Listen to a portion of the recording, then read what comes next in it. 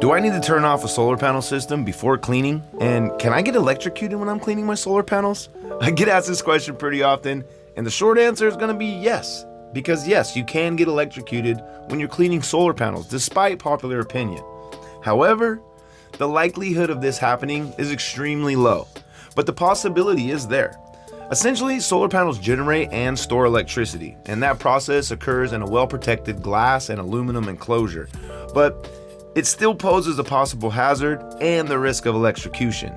Now, the type of electricity that's generated in solar cells is known as direct current or DC.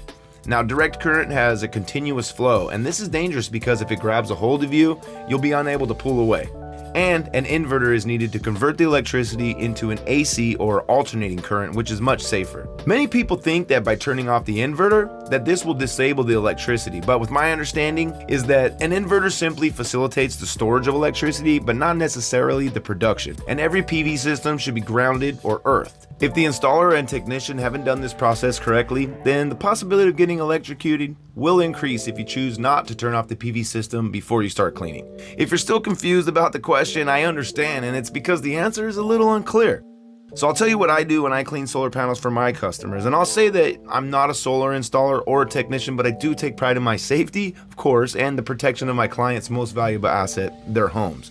So with that being said, before turning on the water on any solar job that I'm doing, I always do a visual inspection to make sure that 1, all connectors and wires are attached securely and properly fastened. Number 2, I make sure that there's no burn marks or cracks in the panels. Number 3, no delamination or signs of corrosion.